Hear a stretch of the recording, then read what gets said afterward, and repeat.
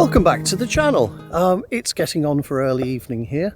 I'm in the county of Sussex, East Sussex I think it is, or if it's not it might be Kent. We're on the Romney Marsh and I've come down here for two reasons. Partly, one, behind me I think there might be quite a nice sunset, but more importantly, sunset's not much use without something to put in it. So what I've come down here for is not the sheep, which Romney Marsh is famous for. It is actually the church over my shoulder here, which is the church of Thomas Becket, or Thomas Becket, and it dates back a very long time. I'll put the details below if you're interested in that side of it. But we've come out here and I've got to walk down the track here, round the edge of this little pond, and all the way across there, over that bridge, and then we end up at the church in the distance. And I think that's going to make for quite an interesting sunset, to be quite honest. So let's hope, let's see what happens, and I'll tell you when I get closer. I'll go and get set up with the tripod. I've brought the big camera, I brought the filters. Oops, no, I didn't bring the filters. Hopefully I won't need them. And let's see if we get a spectacular sunset. About 45 minutes to get ready, so it'll take me 5 minutes to trudge over there and I'll find the best angle. And hopefully, as you can see here, there are quite a few low-lying dikes running along, as there is on the other side of the road here. I'm just stood on a little bridge, you can see. And they're not that full of water at the moment, but I'm hoping I might get a nice shot of a reflection with the church in the distance. I did mean to bring the drone, but I forgot because we came out in a bit of a hurry. But let's see what we get, and I'll talk you through the images when I actually get set up.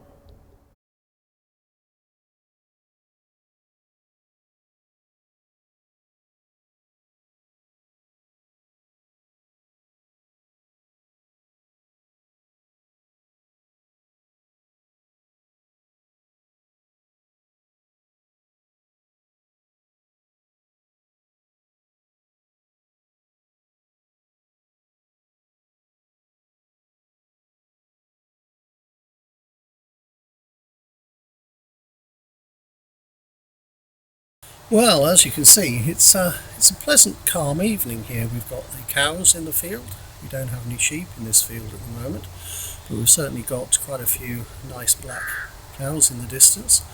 The other side of one of these little dikes, luckily. They don't seem to join together. Some of them join together, but this one just comes to an end here, which is handy because I want to walk past it. And the first shot that I'm going to take is in this low setting sunlight that we're getting at the moment. Is a nice wide angle shot here, and what I'm hoping for from this is, I've just trodden in something unpleasant, is this nice curving arc of the, you can see this little dike leading round and leading your eye back up to the church. And we've got at the moment, not too bad a sky, but I think as the time goes on it's going to get quite a bit better.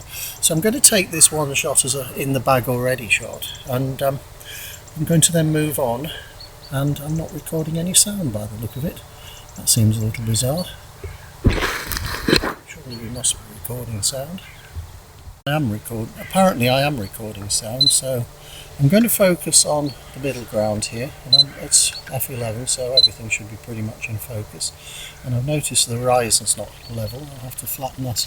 In fact, I'll do it now. Don't be lazy. Just slacken that off very slightly. Level up the horizon a bit better. Yeah, that's about it. And we'll have that shot. It's rather nice the way the light levels as they're dropping. Got a nice blue reflection of the sky in this curve of this little piece of foreground interest in the stream. So I'm going to take that one, 20th of a second, f10 ISO 50. Nothing's blown out, everything seems to be in focus.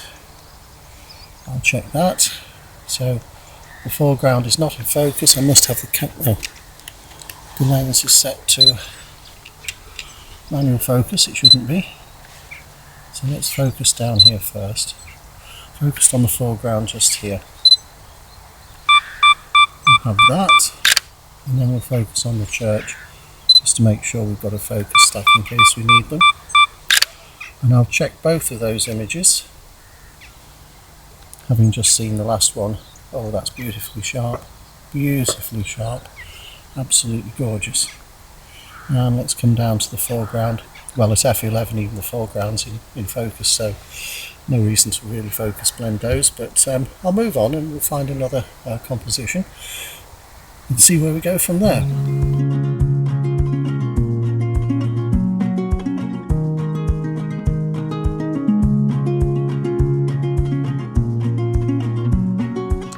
Well, you do have to be a little bit careful where you walk around here, because we've got cows in this field and obviously sheep have been in here not too long ago, so probably a cleaning of the shoes is in order later on. So I'm going to cross this tiny little bridge here and see what we can get from there. Well, I've come to the opposite side of the church with a view to getting the setting sky in the distance. But we've got a massive silhouette problem here, because at normal exposure the church is just completely black and then the sky isn't blown out. So it looks quite nice. I need to move slightly that way because the sun's just creeping around the corner there, but that's quite a nice silhouette, and the sky's definitely going to get better as the sun gets lower.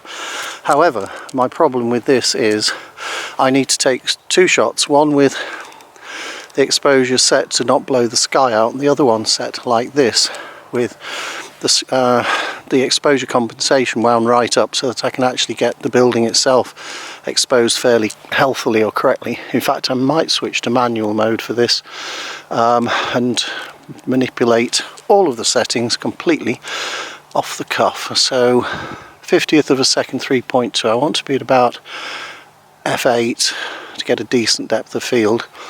And for the building not to be blown out at all, that's giving me a 1/10 of a second. So I'm going to take that shot from here, if I can find a focus point. And I think the building's the obvious one, so let's take that shot. Oops, 2-second timer's come off because I've gone into manual mode. Let's put that back on. Come on. 2-second timer. Right. There we go. Right, so this shot is manually set up ISO 50, f8, 1/10 of a second, with a view to getting the foreground nice and beautifully clean and tidy and not blown out. And now wind the shutter speed down till the sky isn't blown out, which is 400th of a second at f8, 2-second timer f50 ISO, and we get that shot. And the sky is starting to look quite pleasant now. Give it another 10 or 15 minutes, I think the sky will be even better still. But I'm just taking a few in the bag shots for the moment. So I'll just spin you round so that you can have a look at me to make sure all is well with the world. There. And I've just noticed behind me, if I spin us around, just over my shoulder here, there's some nice reeds catching the light. I'm not sure I can make much of that, but I'm very tempted to have a go at making something of that, so I'll see if I can get a shot of that in a minute. But I just want to move round to the other side of the church to get the light from the setting sun actually hitting the side of it as well. So bear with me, I'll be back in about a minute.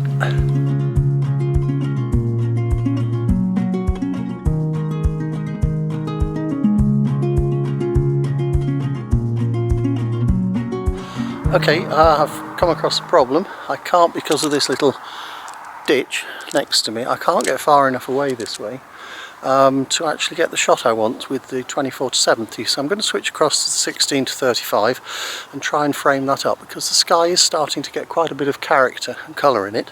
So bear with me while I change lenses. I can't put this camera down. Well, I can. And I'll put it down on its tiny tripod. And you'll have to watch my feet for a few minutes.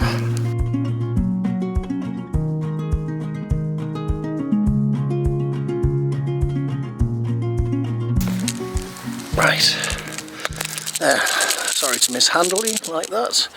I've now got the 16-35 on, and that's now starting to give me the perspective that I really want on this shot. So let me spin you around and let you have a see of what I'm seeing. So again, the problem is I've got to expose twice, once for the foreground, which I'm exposing on the church itself. Let's just spin that image around, level it up a little bit better. and go right out to 16 mil and just include a little bit more of the left hand side, because that's where the sky is kicking off over this side. You can't see it because it's blown out at the moment, but I'll take that one shot so that we've got the shot for the foreground. 1/8 of a second, f8, ISO 50, 2-second timer, and now I'm going to take the shutter speed up so the sky is just about not blown out, which is there. Focus on the same point, which is the church, 200th of a second, f8, and just check that we're not losing focus on any of these shots. And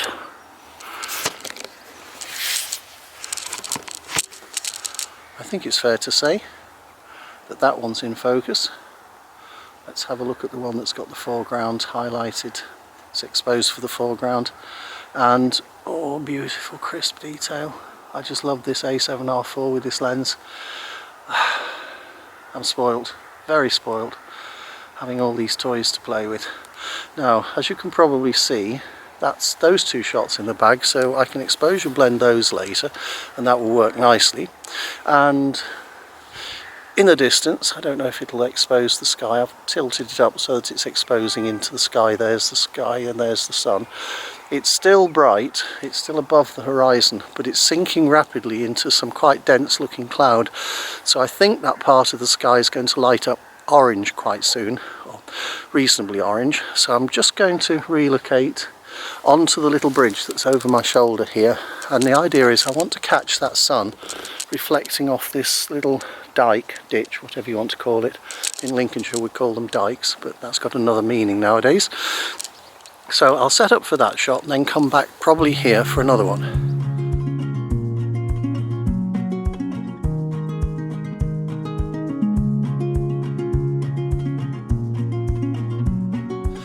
Well, that didn't work. The bridge is too high above the water. The sun's still high enough that it's not reflecting off the water at the height I was standing on the bridge at. And short of going and getting my feet very wet in that, which is about 1 foot deep and probably very muddy water, I wasn't about to do that. So anyway, the sun is just going down now, and I've set up for this shot, which is, as you can see, that's the dark frame with the sun just over the water. I might move slightly this way just to get a bit more of that water into the shot. So I think it just adds something on the left hand side of the shot. And we'll drop back down to 16 mil. We'll level the camera up as best we can. Hold on, can't do things with two hands easily at the moment. So that's a nice shot for the sky. I'm going to pull the exposure up now, 60th of a second, f8, still focused on the church, and now I'm going to open the exposure up even more to bring the foreground in, and that's about a 20th of a second at f8, and the sky is completely blown out, but I don't care because it's looking really nice. So I've got those three exposure blends to pull together later. Don't know if you can see that, it's getting a bit dark here, but that should work. Hoping it works. And with a little bit of water on the edge of the frame here, just with the sun at the end of it, I think adds quite a bit to that picture. So just as the sun's disappearing, as you can see in the distance, I'm quickly going to nip round the other side and catch the last of the light actually on the church itself, although last of the light's hardly any light, but let's see how we get on.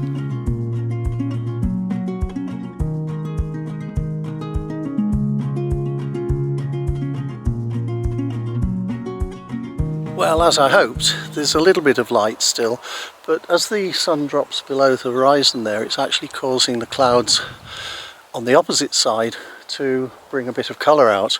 So I've actually lined up on the back of the church. I've got the 16 to 35 on, and it's actually at 16 mil, and the picture I'm getting is this beautiful blue coloured sky arc in front here. You can see in front of the church, which you can see more easily if I tip this camera. This one can't go as wide as the other one. That's as wide as this one will go, but the other camera is picking up about that much of this image, which you can see from here. So I'm actually going to take 2 shots and do a panorama to make the most of this particular image. And I'm not blown out. The sky isn't blown out at all. The foreground's got plenty of detail. So I'm going to go to f11 and just take the exposure up a bit, 1/13 of a second. I'm going to take that shot there, and you might ask me why I want that bridge in. I don't necessarily want the bridge in, but I do and would quite like to have the completion of this arc of the little stream. So I'm going to take that one as well, and I might just spin it round to the right to get the completion of that little bit of the stream, which is just going out of the frame here as well. So again, focus on the church, and the sky has got some nice colour in it. It's not wonderful, it's not great, but it's good. I can actually pull something back in post-production.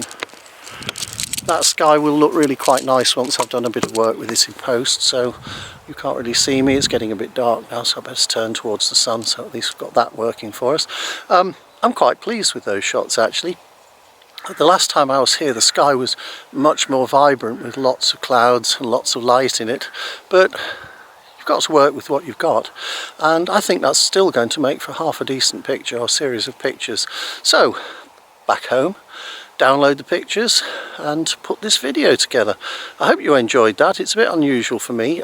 It's actually Sarah's interest in history and family history that brings us to places like this. So I thought, well, while I was here, and it's an unusual church in its own right, it would be quite nice to actually vlog it and put it up on the channel, and hopefully some of you guys like it. Anyway, if you did like it, give it a thumbs up, it always helps, and if you feel like commenting or have got any input, please post it below. I do appreciate people getting back to me. It's always nice that people actually pass on their own information and comments. Anyway, we'll see you on the next video. Thanks for watching.